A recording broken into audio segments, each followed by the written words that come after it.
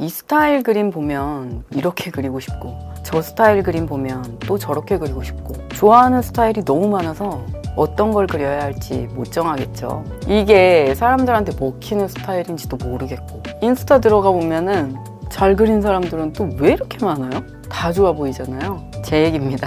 이 스타일 그리다가 저 스타일 그리고 진짜처럼 왔다리 갔다리 하다 보니까 결국은 그림체가 몇 년이고 제자리더라고요. 이게 바로 그림이 안 느는 이유였어요. 오늘은 밤새 머리 싸매는 주제 그림체 고민을 끝나는 법을 이야기해보려고 해요. 제 그림도 지금이 완벽한 건 아니지만 이 원리를 알고 나서는 마음이 확 편해졌거든요. 먼저 말할게요. 이 스타일도 좋고 저 스타일도 좋고 왔다리 갔다리 하는 거 이거 변덕은 아닙니다. 당연한 거예요. 우리 안에는 내가 여러 명이거든요. 무슨 쌉소리냐고요? 누구나 다중인격이고 정신분열이 있다 뻔한 얘기 하는 거냐고요? 아니에요. 오늘 영상을 다 보시면 앞으로 인생 난이도가 확 낮아지시는 분도 계실 거예요. 내 안에 나는 수백 명이 있습니다. 나는 하나의 민주국가라고 할 수 있어요. 더 쉽게 말해볼까요? 내 안에는 원심파도 있고 배그파도 있고 롤파도 있고 삼타로파도 있습니다. 얘네들이 맨날 선거하고 있는 거예요. 그 중에서 가장 목소리 큰 녀석이 오늘은 원신이다 하면 그거를 내가 제일 좋아하는 거라고 착각하게 되는 거죠. 그리고 나머지 작은 목소리의 수십 수백의 자아들은 조용히 뒤에 있는데 걔네들은 배경자라고 해요. 쌉소리 맞는 것 같은데요? 아니라고요. 이 원리를 말씀드리지 않으면은 평생 그림체 찾아 산만리일 거예요. 이거는 그냥 제가 생각해서 얘기하는 것도 아니고요. 뇌과학에 기반을 둔 검증된 얘기예요. 그림체 얘기하는 거 맞아요? 네, 맞습니다. 이게 잘못하면은 무슨 신비주의나 무슨 뭐 사이비처럼 들릴 수 있단 말이에요. 이미 그렇게 생각하신다고요? 김주한 교수님이 쓰신 내면 소통이라는 책이 있어요. 배경자에 대해서 아주 자세하게 나오거든요. 배경자는 인식의 대상이 아니므로 발견이라기보다는 그냥 알아차리기라고 하는 것이 더 정확한 표현이다. 이게 무슨 얘기냐면요. 지금 독자님은 영상을 보고 계시잖아요. 시청이라는 행위를 하고 계시는 거죠. 영상을 보면서 마태가 이런 얘기를 하는구나. 재밌네. 아니면 뭐라는 거야. 이런 경험을 하고 계시는 거죠. 근데 한 발자국 뒤로 나와서 영상을 보고 있는 나를 지켜보도록 해볼게요. 할 수 있나요? 네, 할 수 있어요. 나는 지금 영상을 보고 있다. 이 자각이 바로 알아차림이거든요. 더 나아가서 영상을 보는 나를 알아차리는 나를 지켜볼 수 있나요? 네, 있어요. 그것도 하나의 자아인 겁니다. 이런 식이면은 자아가 무수히 많아지겠죠. 이 자아들이 사실은 다들 다른 취향을 가지고 있을 수 있는 거거든요. 이 그림을 보면은 이 스타일이 그리고 싶고 저 그림을 보면은 저 스타일이 그리고 싶고 이게 지극히 정상이라는 거예요. 진짜 쉽게 책에 나온 예시로 말해볼게요. 사방이 막힌 방이 있어요. 여기는 독자님의 마음입니다. 방 안에는 많은 물건들이 있겠죠. 원신도 있고 배그도 있고 온갖 게 다 있는 거예요. 독자님이 처음으로 원신을 하면 이렇게 방에 이렇게 창문이 하나 나요. 원신 진짜 재밌었다 하면 창문을 통해서 방 안에 원신이 있다는 걸 알 수 있어요. 근데 다른 곳에 뭐가 있는지는 안 보이잖아요. 그러면은 이게 방에 원신만 있다 라고 생각하실 수 있겠죠. 충분히 그럴 수 있어요. 근데 롤도 있고 배그도 있고 삼타로도 있고 두충쿠까지 있다고요. 롤을 해보면은 롤이 보이는 창문이 하나 뚫리는 거고요. 그러면서 나는 롤을 좋아하는구나 이 사실을 알게 되는 거죠. 또 배그를 하면 배그가 보이는 창문이 또 열립니다. 창문이 많아질수록 나는 나에 대해서 더 많이 알게 되는 거겠죠? 그러니까 일단 다 그려보는 겁니다. 결국은요. 원신도 그려보고 원피스도 그려보고 나루토도 그려보고 내가 임마 다 했어 하면서 마음의 창문을 계속 뚫어내보는 거예요. 막상 해보니까 답답하고 불편하면서 이건 좀 내 스타일이 아니네 탈락 이런 것도 나올 거고요. 반대로 따라 그리는 게 힘든데도 이게 마냥 즐겁고 막 재밌게 그려지는 그림도 있으실 거예요. 그러면 낭만 합격 하는 거고요. 그게 단서인 것 같아요. 스타일에 질문 주시는 분들께 이렇게 뇌과학까지 곁들여가지고 되게 딥하게 말씀을 드릴 수는 없어요. 이렇게 얘기를 드리거든요. 낙서로 그려지는 그림이 독자님의 스타일일 가능성이 가장 높다라고요. 가장 긴장감 없이 술술 그려지는 게 그냥 가장 편안한 그림체라고 할 수 있는 거잖아요. 요한 하리 작가의 도둑맞은 집중력이라는 책에서도 추천하는 방식이에요. 되게 유명한 책이죠. 마음이 배회할 때 뇌는 아주 중요한 일을 하기 시작한다. 서로 관련 없어 보이는 것들을 연결하고 기억을 재정리하며 미래를 계획한다. 이것이 바로 우리가 창의성이라고 부르는 과정의 핵심이다. 여기서 마음이 배회한다라는 거는 아무 생각 없는 상태, 멍 때리기 같은 거를 얘기해요. 그때 뇌는 쉬고 있는 게 아니고요. 오히려 막 서로 상관없는 정보들을 묶어서 새로운 연결을 만들어요. 드라마 셜록 보면은 셜록이 막 아무 생각 없이 음악 듣고 있다가 갑자기 막 촥 하면서 이런 정보 저런 정보가 막 엮이면서 아 그렇지 하면서 뭔가 해결책을 찾아내는 순간들이 있었잖아요. 그거하고 좀 비슷하다고 할 수 있을 것 같아요. 이 상태를 바로 디폴트 모드 네트워크라고 부릅니다. 명칭은 신경 쓰실 거 없고요. 말만 어려운 거고 우리 독자님들께서는 지능이 높으시기 때문에 충분히 이해 가능하시겠지만요. 여튼 손은 움직이지만 머리는 비워져 있을 때 내 뇌는 그동안 그렸던 온갖 그림체에서 이 맛있는 부분만 버무려가지고 진짜 내 것을 만들어내고 있는 거거든요. 낙서라는 게 결국 나의 찐 그림체인 거죠. 그림 잘 그리려면 모작 많이 해라, 낙서 많이 해라 이런 얘기는 한 번쯤은 들어보셨을 거예요. 원리는 여기서 기인한 거라고 할 수 있을 것 같아요. 근데 그 그림체는 싫어요. 좋아하는 게 아니란 말이에요. 하시는 분도 계실 건데요. 그럴 수 있죠. 저도 드래곤볼처럼 그림을 그리긴 했지만 이대로 그림체가 드래곤볼로 정착되는 걸 바라지는 않았던 것 같으니까요. 그럴 때 필요한 게 자아 증폭입니다. 그건 또 뭐냐고요? 지금 내가 못하는 스타일이 있을 때 그걸 할 수 있는 자아를 키우면 되는 거거든요. 장항준 감독님의 단종. 너무 슬픈 영화죠. 거기서도 나는 못해, 난 약해, 못할 거야 라고 생각하던 이용이 박지훈 님이 연기하신 단종께서 스스로의 강한 자아를 길러나가는 모습 보신 분들은 아실 거예요. 이건 꼭 그림만이 아니고 내 삶을 관통하는 해결책이라고 할 수 있어요. 내가 원하는 그림체가 있는데 이걸 내가 못하겠다. 사실은 못하지 않아요. 독자님의 내면에서 가장 목소리를 크게 내고 있는 자아가 메인으로 있는 거거든요. 그 자아를 이제 끌어내고 배경 자아 중에서 그걸 할 수 있는 자아가 반드시 있습니다. 그 자아를 메인으로 데리고 오면 되는 거예요. 일단 그 자아를 데리고 오기까지가 조금 힘들고 시간이 걸릴 수 있죠. 그 스타일이 익숙해지는 거니까요. 그게 문제겠죠. 이걸 제가 아는 분한테 얘기하니까 그럼 로또 맞추는 자아도 찾으면 되는 거냐고 조롱하시던데 그거하고는 좀 다른 얘기죠. 로또를 컨트롤할 수 있는 사람은 없잖아요. 그럼 이게 근거 있는 얘기냐고요? 뇌과학에 신경 가소성이라는 게 있어요. 이거 되게 쉬운 거거든요. 식물을 키워보신 분은 아시겠지만 씨앗을 심으면 처음에는 되게 가느다란 뿌리가 한 개 나와요. 근데 계속 이제 물을 주고 영양을 주고 하면은 그 뿌리가 굵어지면서 거기서 또 뿌리들이 나오거든요. 뇌도 비슷해요. 새로운 그림체라는 씨앗을 심으면 아주 가느다란 신경 뿌리가 하나 나옵니다. 이거를 미엘린이라고 해요.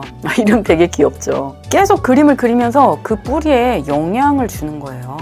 그러면은 점차 그림체가 안정이 되면서 응용이 가능하게 됩니다. 바로 잔뿌리가 나는 거죠.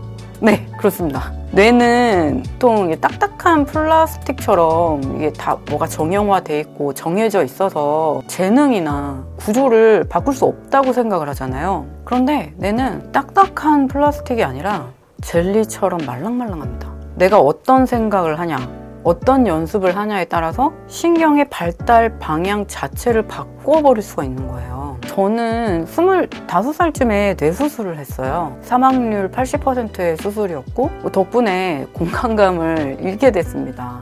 당시 운이 좋게도 넥슨에 다녔었는데 먹고 살겠다고 진짜 개처럼 그림 재활 훈련을 했어요. 지금까지 그림 작가로 있을 수 있는 거는 공간감을 되살리는 연습을 되게 열심히 했기 때문인 것 같아요. 고장난 부분은 잘라냈지만 뇌의 다른 부분들에 씨앗을 심고 뿌리를 내서 공간감을 되살릴 수 있었던 거죠. 그래서 그 후에는 세계 1위 텐센트 회사에서 오퍼까지 받게 되었던 거고요. 제가 이거 자랑하려고 말씀드리는 게 아니라 저는 무조건 독자님보다 안 좋은 상태였어요. 제가 했던 그림 훈련이 궁금하시면 고정 댓글로 확인해 보실 수 있거든요. 그림을 좀 그리시는 분이라면은 아 이거 찐이구나 하는 거 알 수 있으실 거예요. 뇌는 쓸수록 발전한다는 거 진짜 사실입니다. 근데 남의 그림 따라 그리다가 그 작가하고 너무 똑같아지면 어떡해요? 이거는 정말 많은 분들이 물어보셨어요. 댓글로도요. 아 정말 내가 그냥 이 독한 의지를 가지고 이 작가를 파쿠리 해버리겠다, 뭐 똑같이 그린다, 아니 그러면은 안 되죠. 그렇게 하면 안 되죠. 그거는 표절이니까요. 그런데 내 스타일 발전을 위해서 그려보는 정도는 괜찮습니다. 트레이싱이나 모작을 하는 게 꺼려지신다면은 이 그림을 한번 보세요. 어떤 사각형이 앞으로 튀어나와 있나요? 이 보는 관점에 따라서 완전히 달라 보이잖아요. 같은 그림이라도 이게 해석에 따라서 전혀 다른 그림이 될 수 있다는 거 아주 잘 보여주는 것 같아요. 이 예시가요. 에릭 캔델의 통찰의 시대라는 책에서는 이렇게 나와 있어요. 우리는 대상을 있는 그대로 보는 게 아니라 내가 가진 경험과 지식을 바탕으로 재구성해서 본다 라고요. 이 말의 최극단으로 가보자면은 피카소가 있죠. 나는 보이는 대로 그리지 않고 생각하는 대로 그린다 라고 유명한 말을 남겼잖아요. 우리 모두가 같은 그림을 봐도 각자의 뇌가 가진 경험과 지식을 바탕으로 재구성할 수 있을 거예요. 독자님 뇌를 거치면서 이미 다른 그림이 될 수 있습니다. 눈으로 사진을 찍듯이 따라 그리는 게 아니라 내 뇌의 관점과 감각에 따라서 재구성된 것을 도화지에 옮기셔야 돼요. 근데 저는 이런 고민도 했었어요. 아, 나만의 스타일이 있는 게 꼭 중요한가? 꼭 좋은 건가? 라고 말이죠. 오히려 그것 때문에 아, 내 그림이 이런 거야, 여기서 벗어나면 안 돼, 이러는 울타리를 짓고 발전과 그림의 스펙트럼이 넓어지는 거를, 그 기회를 일부러 차단하고 있는 게 아닌가? 어쨌든지 저는 상업 디자이너잖아요. 그렇기 때문에 사람들이 좋아하는 그림 스타일에 어느 정도 궤를 맞춰야 하는 게 있거든요. 비주류일 것 같은 스타일도 개인적으로 그려보고 싶긴 하지만 뭐 이런 그림들은 사람들이 안 좋아할 거야 하면서 안 그리게 되는 건 아닌지. 우리 다 같은 마음이잖아요. 인스타 피드에서 쓱쓱 넘기다가도 이거 그 작가님 거네? 하고 딱 알아볼 수 있는 그런 개성 있는 그림 갖고 싶잖아요. 그 스타일이라는 게 그냥 각 잡고 만든다고 해서 만들어지는 걸까요? 제가 요즘에 흑백 요리사를 봤는데요. 거기 조림 대장 있잖아요. 최강록 셰프님이죠. 그 조림핑 님도 요리를 시작하자마자 뭐 다짜고짜 자기만의 시그니처 메뉴를 이렇게 뚝딱 만들어낸 건 아닐 것 같아요. 수많은 요리를 맛보시고 따라 하시고 또 배우시면서 결국 내 혀가 반응하는 맛을 찾아내신 거라고 할 수 있잖아요. 그림도 똑같은 게 아닐까 하는 생각이 들어요. 내가 가진 감각을 어떻게 요리하느냐에 따라서 결과물이 완전히 달라지는 거죠. 남들 눈치 보면서 나하고는 어울리지도 않는 그런 유행하는 옷을 입듯이 그림을 그리려고 애쓸 필요는 없는 것 같습니다. 내가 잘 그려지는 그림, 자연스럽게 그릴 수 있는 그림, 거기서 발전을 시작하는 게 내 스타일을 만드는 첫걸음인 것 같아요. 일단 기본기를 탄탄하게 만들면 뭐 그 후에 그 스타일이라는 건 좀 토핑 같은 거잖아요. 그런 여러 가지 스타일을 또 얹어볼 수 있는 게 아닌가 그런 생각이 듭니다. 다시 말해서 그림체가 단순히 테크니션의 영역이라고 생각을 할 수 있지만 사실 그림체도 우리가 이 대상을 어떻게 바라보고 이 상상하느냐를 통해서 창조하는 거나 마찬가지잖아요. 좀 어렵나요? 말을 이따위로 해. 바꿔 말하면 독자님이 글자를 배울 때, 우리 글자를 배울 때를 생각해 볼게요. 그러면은 이 교과서에 나오는 것처럼 이렇게 정글씨체로 배우잖아요. 근데 그렇게 지금도 쓰시는 분 계신가요? 있긴 하시겠죠? 정말 글씨 잘 쓰시는 분들?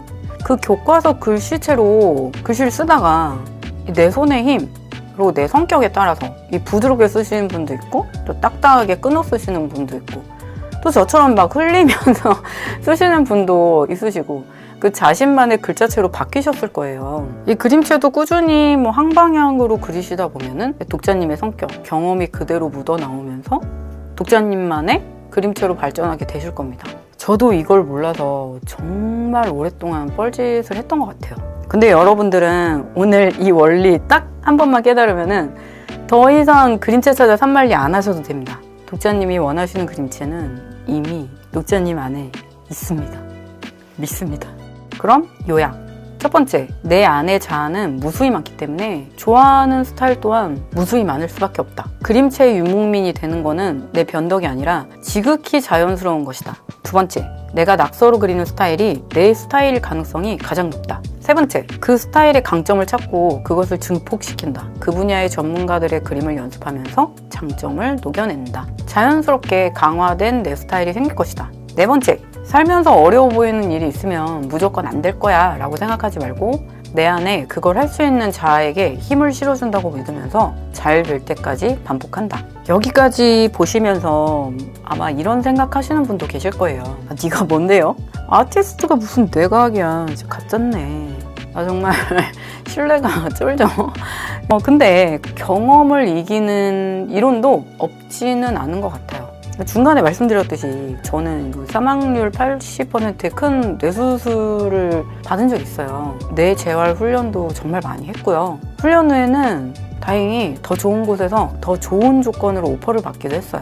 그리고 그 경험을 살려서 클래스를 만들기도 했고요. 그거는 고정 댓글에 있다고 말씀드렸죠. 이 재활을 하면서 엄청나게 많은 책을 봤습니다. 병실에선 할 게 없거든요.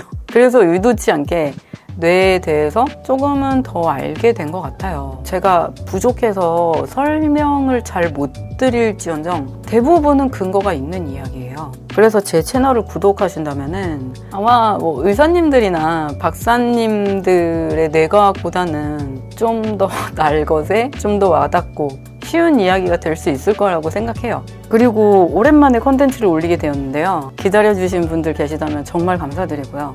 긴 영상을 좋아하시는 분들이 많이 계셔서 넉넉하게 준비했습니다. 앞으로 자주 영상 올리도록 할게요. 정말요. 시간이 아깝지 않은 영상 만들 테니까 구독, 좋아요 부탁드릴게요. 그럼 안녕!